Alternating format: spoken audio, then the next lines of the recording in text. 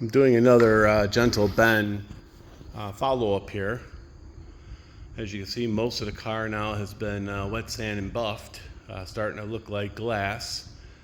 Still a few spots that we have to still fix up. Got the front proper grille on, waiting for some bumper bolts. You can see the finish on this is very reflective.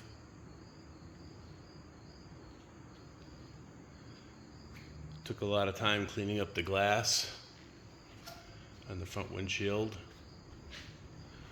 Restored and got my original Mr. Norm's dyno sticker back in the car.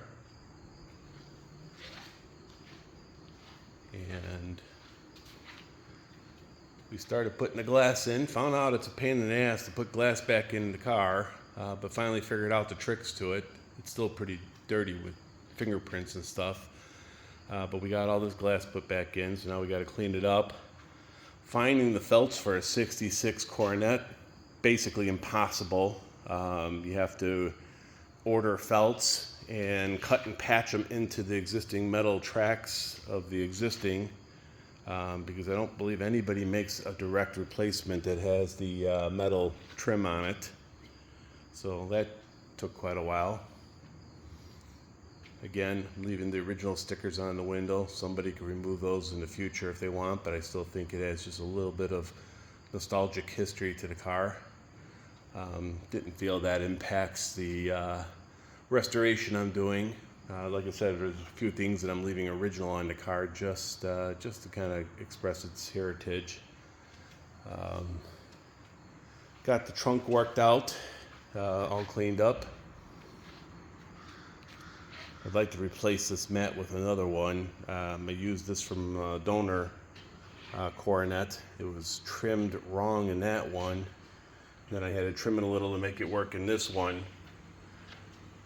So it's not exactly the way I'd like to see. You can see the new back bumper on from the donor car. This bumper's in, I'd say, a good 8.5, 9 out of 10. So that was a good upgrade for it. Put the trim back on the back of the trunk. Took a lot of time to get these letters cleaned up. They're the original ones, but they had years of paint and wax and all kinds of buildup in them. So removed all that, buffed them out, and reused the original ones. You can see I'm still missing the top and bottom trim for this trunk. If anybody knows where I could get that in decent, I'd say at least show quality, not necessarily perfect, please let me know, because the aftermarket knockoffs are solid aluminum. They look like the originals, but they're solid aluminum, and they screw in instead of clip-on, so I don't know if I really want to put those on here. So that's where we're getting at. Interior's going back in this in the next week. That'll make it look pretty cool. I think in the last video I showed that I buffed out the chrome around the dashboard. Still have to paint the column back to its original blue. Someone attempted to make this interior black at one time, so I'm changing it back to blue.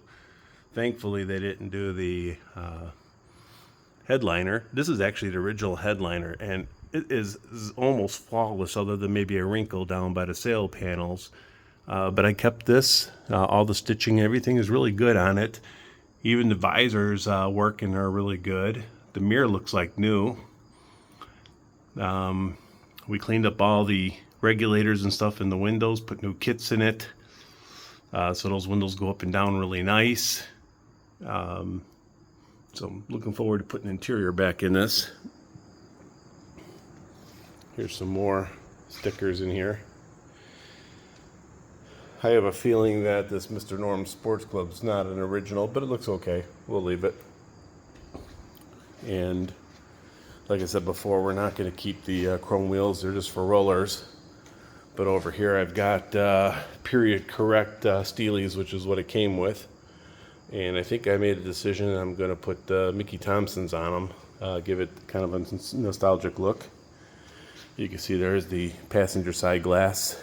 I'm waiting for a glass kit, which is expensive as hell, for the tracks and the glass. It's like $200 per one side. I mean, it's ridiculously priced. Actually, all parts now are ridiculously priced, if you can even get them in stock. Seems like everybody's out of stock on stuff. And there's the front bumper that's going to be put on as soon as I get my bumper kit. And that's about it. We're getting pretty close. And there's the donor. Again, as soon as we're done with that, I'm going to be putting that up for sale. We're just exchanging parts one for one.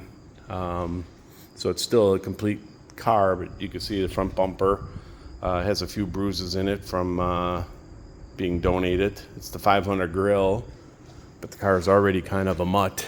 It's started out as a 440, but someone put some 500 emblems on, some Charger emblems, a hood ornament. Makes it kind of interesting. And this rear bumper was also off of the other car. I still have to clean it up. But as you can see, yeah, this has become a really nice car for at least seeing how things are put back together and seeing how things are supposed to go. Both of them are equally clean. So, well, the next video you might see should be fairly close to a complete car, and still want to do the engine startup, but we delayed that to get pretty much all the other stuff done. So with that, I'll give you a nice view of this thing from a little bit of a distance. Anybody that wants to see this in person, it's going to be at the McDonley Center in Rosemont for the National MCACN Show in November. Just 1 year ago, it was there as a barn find, and it's going to return back mostly restored.